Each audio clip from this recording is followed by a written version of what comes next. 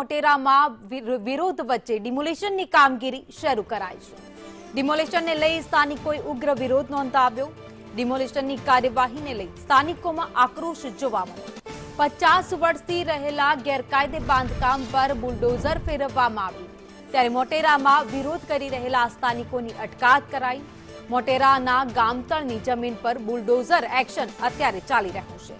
AMC દ્વારા ગેરકાયદે બાંધકામ દૂર કરવાની તમામ તૈયારીઓ થઈ ગઈ છે અને આ દ્રશ્યો સીધા તમે જોઈ રહ્યા છો જ્યાં અત્યારે જેટલા પણ ગેરકાયદે બાંધકામ રહેલા છે તેને તોડવામાં આવી રહ્યા છે। જો કે બીજી બાજુ સ્થાનિકોએ હવે આત્મવિલોપનની ચીમકી ઉચ્ચારી છે। એએમસીની ટીમનો સ્થાનિકોએ વિરોધ કર્યો છે। જૂના ગામતળના મકાનો તોડી પડાશે। આસારામ આશ્રમ નજીક જેટલા પણ ગેરકાયદે બાંધકામ ઉભા કરાયા છે તમામને તોડવાની કામગીરી સવારથી જ શરૂ થઈ ગઈ છે। તો 36 મકાનો તોડી પાડવાની યોજના છે। ચુસ્ત પોલીસ બંદોબસ્ત વચ્ચે ડિમોલિશનની કામગીરી અત્યારે ચાલી રહી છે। તો જૂના ગામતળમાં જે અમદાવાદ મોટેરા વિસ્તારમાં ડિમોલિશનની કામગીરી શરૂ કરવામાં આવી છે। વહેલી સવારથી આ કામગીરીમાં મોટી સંખ્યામાં કાફલો જોડાયેલો છે। વધુ અપડેટ સાથે સંવાદદાતા જિગ્નેશ પટેલ અમારી સાથે લાઈવ જોડાઈ ગયા છે। જિગ્નેશ, સવારથી જ આ ડિમોલિશનની કામગીરી ચાલી રહી છે, અત્યાર સુધીમાં કામગીરી ક્યાં પહોંચી? ચાલી રહેલા ડિમોલિશનમાં આસારામ આશ્રમને તો કોર્ટની રાહત મળી છે, એટલે કે આસારામ આશ્રમ હજી સુધી તોડવાનો કોઈ નિર્ણય લેવાયો નથી, પરંતુ જે સાધકો છે તે સાધકોના મકાનો પર અત્યારે તંત્રનો જે બુલડોઝર છે તે ફરી રહ્યું હોવાના દ્રશ્યો સામે આવી રહ્યા છે। આશ્રમની આસપાસમાં આવેલા જે ગામતળની જગ્યા હતી ત્યાં સાધકો દ્વારા જે ગેરકાયદેસર બાંધકામ જે બનાવી દેવામાં આવ્યા હતા અથવા તો ત્યાં જે વસવાટ કરતા હતા તે સાધકોના મકાનો પર અત્યારે તંત્રનું જે બુલડોઝર છે તે ચાલી રહ્યું છે અને આજ સાધકો જે મકાનમાં રહેતા હતા તે મકાન મોટાભાગે 100% ગેરકાયદેસર અને સરકારી જગ્યા પર દબાણ હોવાનું સામે આવ્યું હતું અને તેના જ આધારે આ કામગીરી છે તે અત્યારે કરવામાં આવી રહી છે। એટલે કે જે આસારામ આશ્રમને બચાવવા માટે સાધકો હાઈકોર્ટ સુધી, સુપ્રીમ કોર્ટ સુધી પહોંચ્યા હતા, પરંતુ જે મકાનમાં સાધકો રહેતા હતા તે સાધકોના મકાનો જ અત્યારે તંત્રના હાથે તૂટી રહ્યા છે। ત્યારે આગામી સમયમાં કોર્ટનો શું નિર્ણય આવે છે અને આશ્રમને લઈને કોર્ટ શું સૂચના આપે છે, ત્યારબાદ આશ્રમની જે ગેરકાયદેસર બિલ્ડિંગો છે તેમાં કયા પ્રકારના પગલાં અને એક્શન લેવાય છે તે જોવું મહત્વનું રહેશે।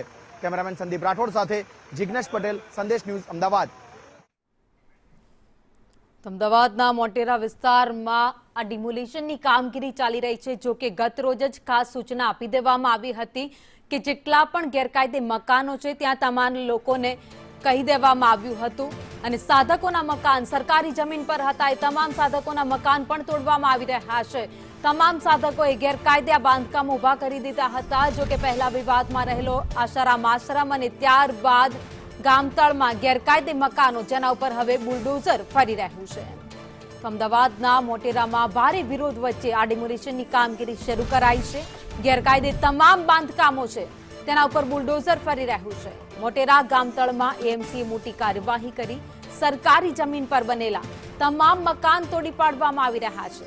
તો બીજી બાજુ સ્થાનિકો હોબાળો કરી રહ્યા છે। મોટેરામાં મેગા ડિમોલિશન વચ્ચે સ્થાનિકોનો આક્રોશ પણ જોવા મળ્યો। તેમણે કહ્યું કે પહેલા અમને વૈકલ્પિક વ્યવસ્થા આપો, ત્યારબાદ આ ડિમોલિશનની કામગીરી કરો, અમે જઈએ તો ક્યાં જઈએ। પરંતુ બીજી બાજુ કોર્પોરેશનનું કહેવું છે કે અગાઉથી જ નોટિસ આપી દેવામાં આવી હતી, તેમ છતાં પણ ઘણા બધા એવા લોકો છે જેમણે મકાન ખાલી નહોતા કર્યા। ત્યારબાદ આજ સવારથી જ ચુસ્ત બંદોબસ્ત અને કોર્પોરેશનની ટીમ સાથે મળીને ડિમોલિશનની કામગીરી કરી રહી છે। તો 36 જેટલા બાંધકામો છે, મકાનો છે જેને તોડી પાડવા માટે અત્યારે કામ ચાલી રહ્યું છે। વધુ અપડેટ સાથે સંવાદદાતા દિવ્યા ચૌહાણ અમારી સાથે ઘટના સ્થળ પરથી લાઈવ જોડાઈ ગયા છે। દિવ્યા, વહેલી સવારથી જ ભારે સ્થાનિકોનો વિરોધ અને તેના વચ્ચે ડિમોલિશનની કામગીરી, અત્યારે સ્થિતિ શું છે? અત્યારે હાલ ડિમોલિશનની કામગીરી છે જે હાથ ધરવામાં આવી છે અને સાથે જે દ્રશ્ય અહીંયા જોવા મળી રહ્યા છે કે જે વિવાદ હતો, જે વિરોધ કરતા હતા, તમામ લોકોની અટકાયત કરી લેવામાં આવી અને હવે તંત્રએ પોતાના બુલડોઝર ફેરવીને જે ગેરકાયદેસર જે મકાનો હતા, જે વધારાનું બાંધકામ કર્યું હતું, દબાણ કર્યું હતું, તે હટાવવાની કામગીરી છે તે કરવામાં આવી રહી છે। 50 વારથી પણ વધુની જે જગ્યા હતી તેના ઉપર બાંધકામ કરી દેવામાં આવ્યું હતું, તે બાંધકામ અત્યારે હટાવવામાં આવી રહ્યું છે।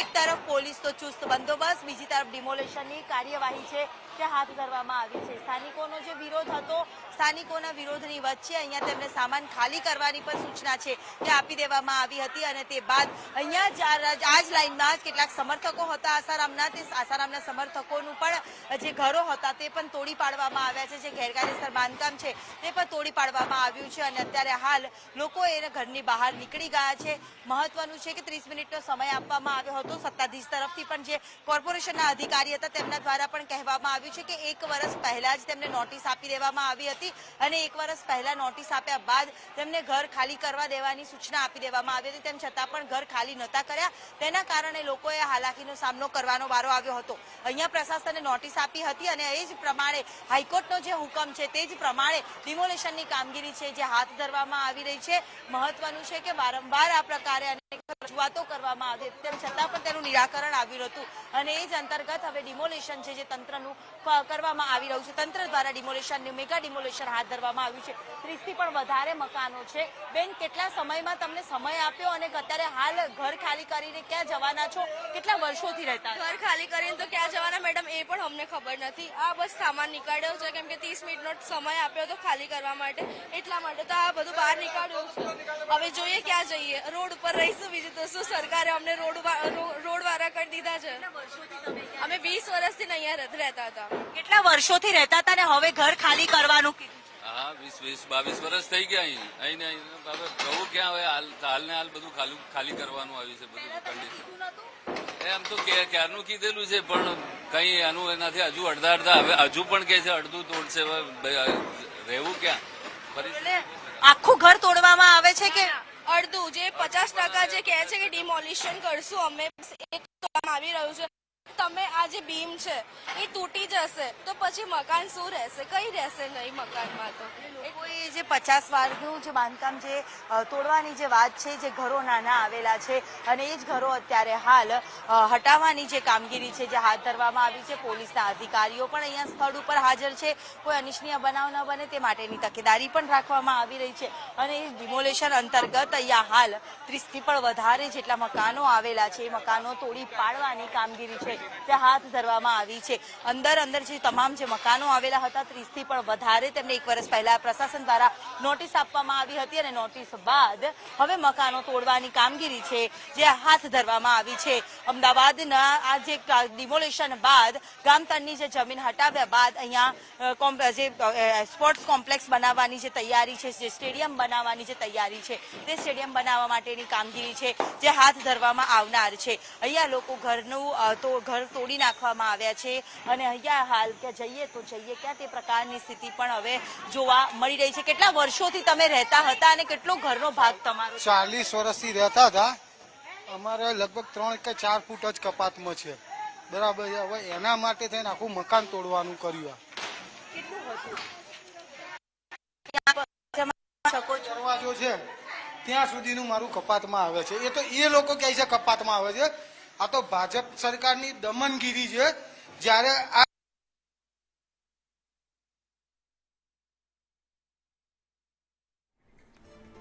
અત્યારે અમદાવાદના મોટેરા વિસ્તારમાં આશ્રમ આવેલો છે. ત્યાં આસપાસના વિસ્તારોમાં જેટલા પણ ગેરકાયદે બાંધકામો આવેલા છે ત્યાં કોર્પોરેશન તરફથી તેને ડિમોલિશ કરવાની કામગીરી ચાલી રહી છે, પરંતુ બીજી બાજુ સ્થાનિકોમાં ભારોભાર આક્રોશ જોવા મળી રહ્યો છે. સ્થાનિકોનું કહેવું છે કે અત્યારે કોર્પોરેશને એમને રસ્તા ઉપર લાવી દીધા છે. અમે મકાન નહીં પડાતી, અમારે કોઈ જીસીબી ફેરવી દો. અમારે મહેનત નું છે. હા, આ નાના નાના છોકરા મેલી ક્યાં જવાનું અત્યારે અમારે? આવી રીતે ભણતર ચાલે છે. આ વિકાસ છે, આ ગવર્મેન્ટ નો વિકાસ છે. અમારા ઘર તમે જો આવાસ યોજનાના ઘર અમે લઈશું. આવી રીતે ના ચાલે. 30 મિનિટનો ટાઈમ આપ્યો ગવર્મેન્ટ, કેવી રીતે ખાલી કરશું? બધું આપણે કાલે પોલીસ વાળા આઈને કહી ગયા તમે ખાલી કરી દો. ક્યાં જઈએ અમે?